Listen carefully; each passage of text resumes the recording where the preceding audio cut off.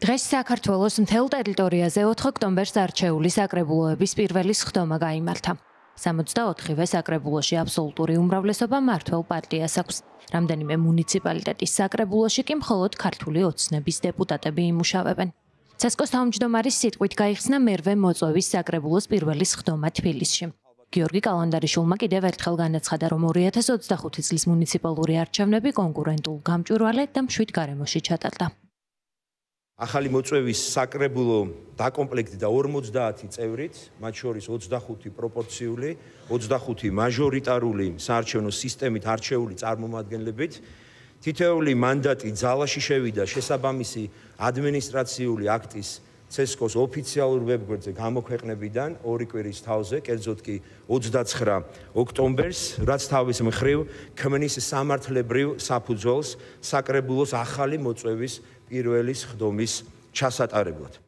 ქართული ოცნების დეპუტატებმა დღესვე ერთხმად აირჩიეს საკრებულოს თავმჯდომარე.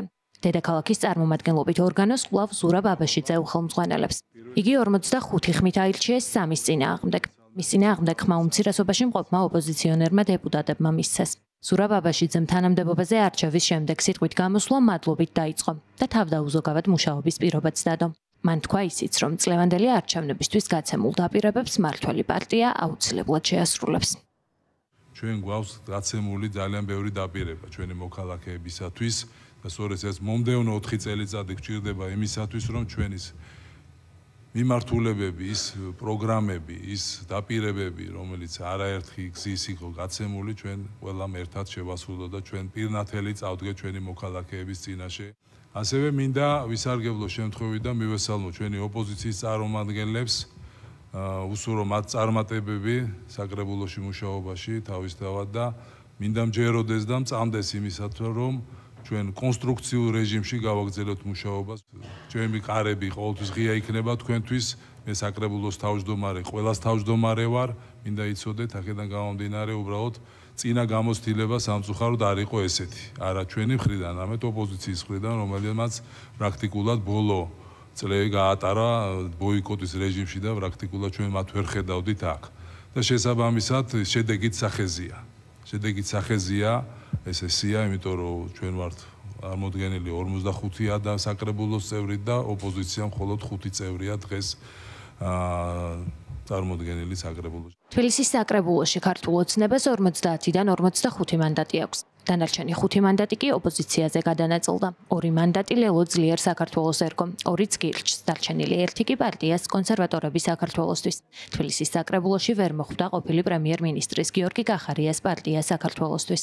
სხდომის დაწყებამდე ლელო ძლიერი საქართველოს დეპუტატებმა თქვეს, რომ საკრებულოში საგამოძიებო კომისიების შექმნას მოითხოვენ, რათა თითოეულ მუნიციპალიტეტში კორუფციის ფაქტები გამოავლინონ და შეისწავლონ.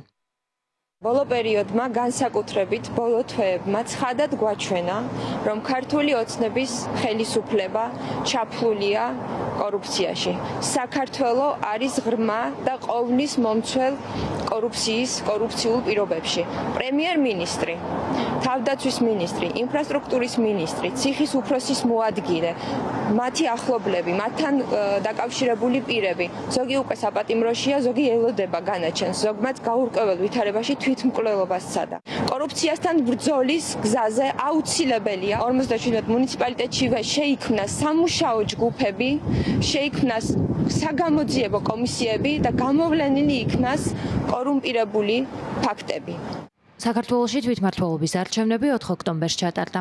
ამ არჩევნებს ოპოზიციური პარტიების დიდმა ნაწილმა ბოიკოტი გამოუცხადა. ცესკოს ოფიციალური შედეგებით ქართულმა ოცნებამ არჩევნების 64-ვე ოლქში მოიგო. მმართველი პარტიის კანდიდატები გახდნენ მერები უკლებლივ ყველა მუნიციპალიტეტში.